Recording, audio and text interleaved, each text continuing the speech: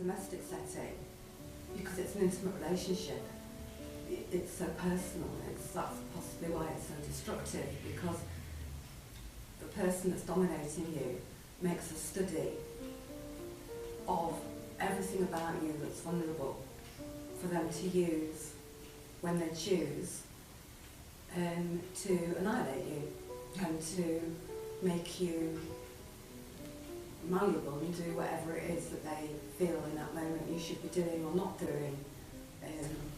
Is why didn't I see it coming? You know, you can look back on it with hindsight and see that it developed slowly and it was quite insidious, and there were different areas of life that you're allowed to be dominated. But it's like the tipping point when it goes from you stop fighting and you just give up in the end, and then you end up feeling you've got nothing. Well, through domestic violence, I've got an 8-month-old daughter, and I lost her. I'm trying to get her back now, but they're looking at adoption because of the domestic violence as well. Sure, that woman is punished, and by God you are punished. If you are an abused mother and you are trying to unpack in your head why this man that was so loving, that gave you the moon and the stars, also drove you to suicide and didn't even ring a doctor or hospital, so you lay unconscious in a pool of vomit and pee for 3 days. How does that work? You put your hand over your mouth, you put your head over your ears, and you want to scream. And you end up with nothing, except yourself.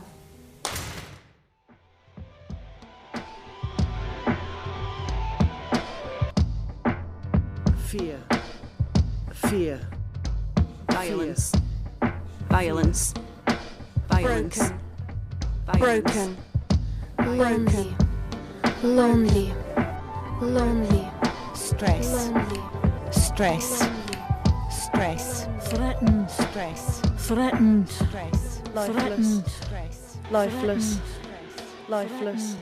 Anonymity. Lifeless. Lifeless. Lifeless. Loneliness. Lifeless. Fear. Respect. I wasn't expecting it to be so successful. I wasn't sure what to expect, to be honest with you, because it was something I've never done before, and I think it's fair to say you. Yes, that's correct. No, never. So the whole experience was deeply, deeply moving for me personally, and I so admire the women who took part in it. I so admire them because it was such a journey for them, and it really opened my eyes in a different way from just talking to them on a regular basis. The relationship this week has been fantastic. It's been very positive, it's been very open, there's been lots of communication.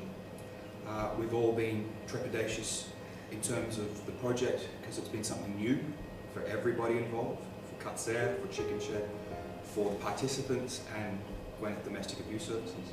To see them doing what they did was just fantastic. So powerful to see the end result of every day, of each day, and to see those women being so, well, they are survivors, and they've been so strong. You know, yes, we've survived. And to get the feedback from some of the women, that it's as if they're all on a high at the moment. Okay, you know, naturally we're going to be there anyway to support them if it has brought any issues to the fore for them. There's been that positive energy of the unknown that has been dealt with in a really energetic and caring way to all parties involved. We do talk a lot about domestic violence. We talk a lot about it in many different ways. But this was a way of expressing their feelings and emotions, which was totally different to them. And she said she found it a very, very positive experience for herself in showing her feelings in a different way, in a positive way, and in a supportive way with other women who felt the same as she did, who shared the same experiences. Yeah, I think it's that physical, the touching, you know, because a lot of our ladies, they find it very difficult to touch, or, you know, and for somebody that they didn't know in the room to actually cuddle them or just reassurance. It was, that meant a lot to them.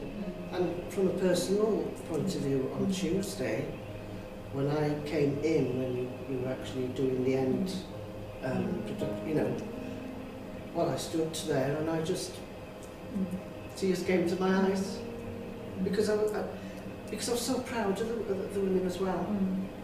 So proud of them, thinking, God, they've survived, they're doing, you know, they're really strong. They're in this room together, Yeah.